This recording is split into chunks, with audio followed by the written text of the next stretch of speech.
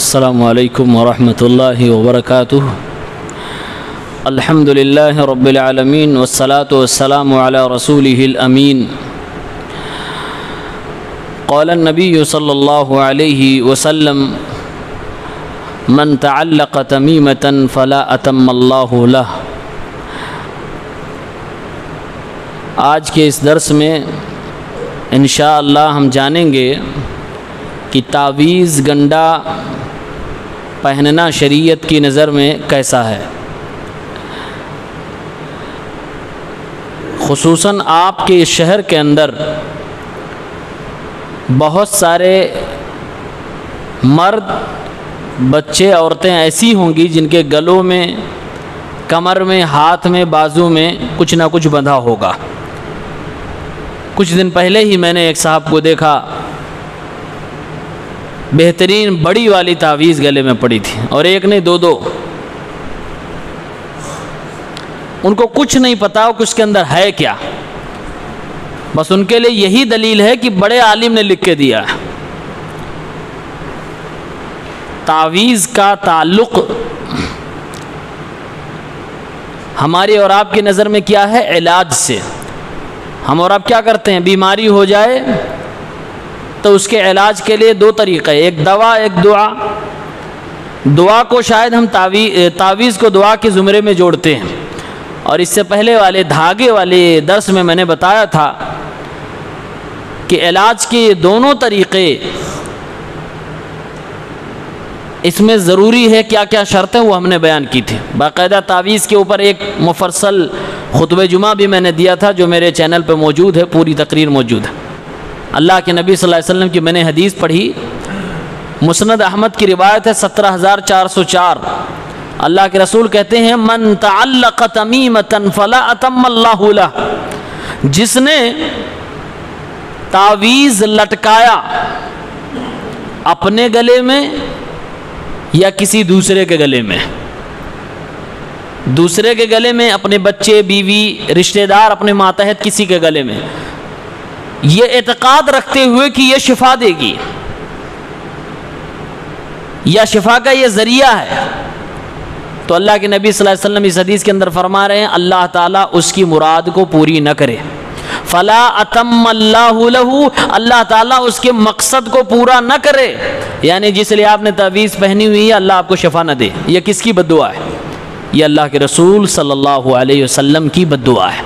اس حدیث سے یہ پتہ چلا کہ تعویذ گنڈا آدمی جس نیت سے پہنتا ہے، اللہ کی نبی کی بد دعا اس کے الٹا ہے کہ آپ کا یہ کام پورا نہ ہو۔ اور مسند احمد کے اندر ہی 17422 میں اللہ کے نبی صلی اللہ علیہ وسلم نے باقاعدہ فرمایا من علق تمیمۃ فقد اشرک، جس نے تعویذ لٹکایا، پہنا، باندھا، اس نے شرک کیا ہے۔ تعویذ کو پہننا شرک ہے، یہ اللہ کے نبی صلی اللہ علیہ وسلم کی حدیث پڑھ کے میں بتا رہا ہوں۔ تعویذ کہتے کسے ہیں؟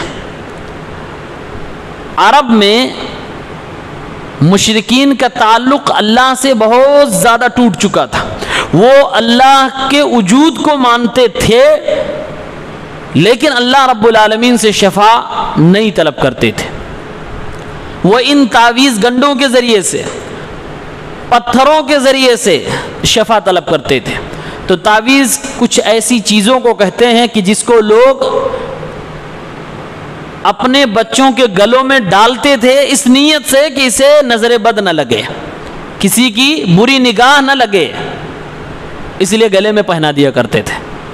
اور آج جو ہمارے اور آپ کے دور میں پایا جاتا ہے، تعویذ ہم اور آپ کہ اس شہر میں عام ہے، اللہ کے نبی جس کو فرما رہے ہیں کہ یہ شرک ہے، اس سے منع کیا گیا۔ اور شرک آپ بارہا سنتے آ رہے ہیں کتنا بڑا گناہ ہے، سب سے بڑا گناہ اس زمین پر شرک ہے۔ اور تعویذ کے ذریعے سے ہم نماز روزہ کرنے کے ساتھ ساتھ اپنے گھر میں شرک لے جاتے ہیں، پیسہ دے کر شرک لے جاتے ہیں، تعویذ بنواتے ہیں، پیسہ بھی دیتے ہیں۔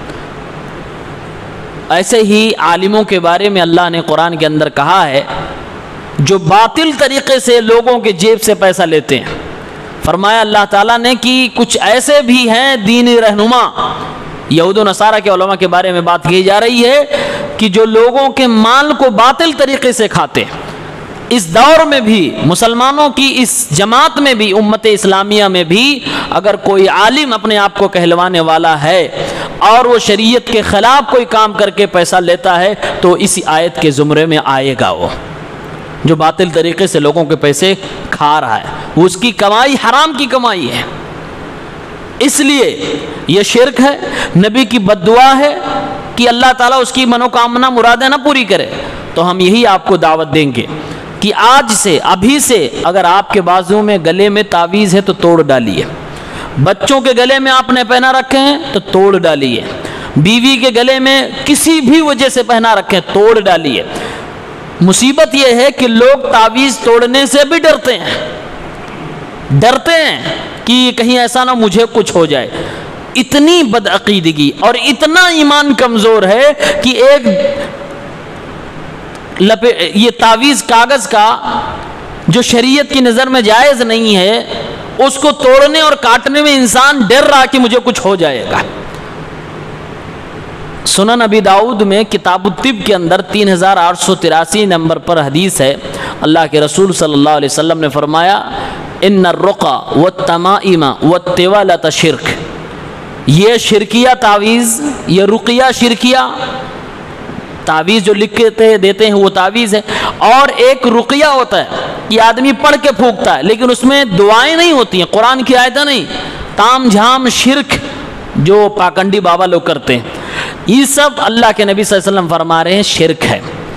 والتمائم تعویذات شرک ہیں، والتوالۃ پہلے زمانے میں لوگ بیوی کا محبت، عورت کی محبت کو حاصل کرنے کے لیے بھی کچھ بنواتے تھے، اور آج بھی یہ ہے، بیوی کے لیے مولوی صاحب سے لکھواتے ہیں میری بیوی بگڑا ہے لکھ دیجئے، لوگ بیویاں اپنے شوہروں کو کنٹرول میں کرنے کے لیے لکھواتی ہیں، اس کو تیولات بولتے ہیں عربی میں۔ اللہ کے نبی نے اس کا نام لے کر فرمایا کہ یہ تینوں چیزیں شرک ہیں۔ منہ سے شرکیہ کلمات کہہ کر اگر دم کیے جاتے ہیں وہ شرک ہے، لکھ کر پہنایا جاتا وہ بھی شرک ہے، محبت کے نام پر اگر کیا جاتا وہ بھی شرک ہے۔ اور یہ محبت والے کو بہت سارے لوگ لڑنے کو تیار ہیں، اس میں برا کیا ہے؟ اگر کسی کی بہو بگڑی ہے تو وہ لکھوا کے لا رہی ہے، اس کو پہنا رہی ہے، کھلا رہی ہے، پلا رہی ہے، پانی کھانے کے اندر، تو اس میں برا کیا؟ برا یہی ہے کہ وہ شرک ہے، اس سے بڑا برا آپ کیا چاہتے ہیں؟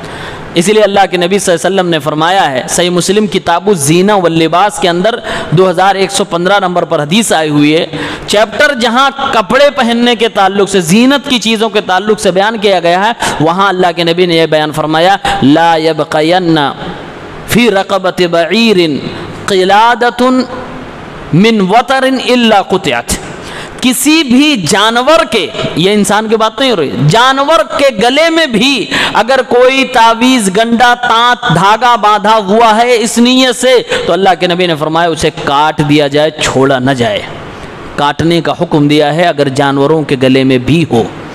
ہم اور آپ تو انسان ہیں، ہمارے اوپر تو عبادت فرض ہے، ہمارے لیے تو توحید سب کچھ ہے، شرک ہمارے لیے سب سے خطرناک چیز ہے، ہم اور آپ کو، اور ہم آج اس کو توڑنے سے ڈرتے ہیں۔ اور سنن نسائی کے اندر ایک حدیث ہے 5067، اللہ کے نبی صلی اللہ علیہ وسلم نے فرمایا من تقلد وترا، اور کچھ باتیں ذکر کی، اس کے بعد آخر میں آپ نے فرمایا فإن محمدا بریء منہ، جس نے اپنے گلے میں تانت، دھاگا، تعویذ، جتنی بھی ساری چیزیں یہ شرکیات سے متعلق ہیں، اپنے گلے میں ٹانگا یا جانوروں کے گلے میں ٹانگا باندھا تو محمد صلی اللہ علیہ وسلم اس سے بری ہیں۔ اتنی واضح تعلیمات اللہ کے نبی صلی اللہ علیہ وسلم کی ان چیزوں کے حوالے سے ہے، اس لیے ہم اور آپ کو اس معاملے کو سیریس لینا چاہیے، اپنے عقیدے کو درست کرنا چاہیے، اور جتنی جلدی ہو سکے اپنے ماتحت لوگوں میں، آپ کے بیوی بچے خود آپ ہیں، آپ کو کوئی روکنے والا نہیں ہے، آپ اپنے عقیدے کو درست کریں اور اس کو توڑ کر پھینک دیں، اللہ رب العالمین سے اپنے تعلقات کو مضبوط کریں، دعائیں کریں، دوائیں کریں، اللہ تعالیٰ آپ کو شفا دے گا، اللہ رب العالمین ضرور شفا دے گا، آمین یا رب العالمین۔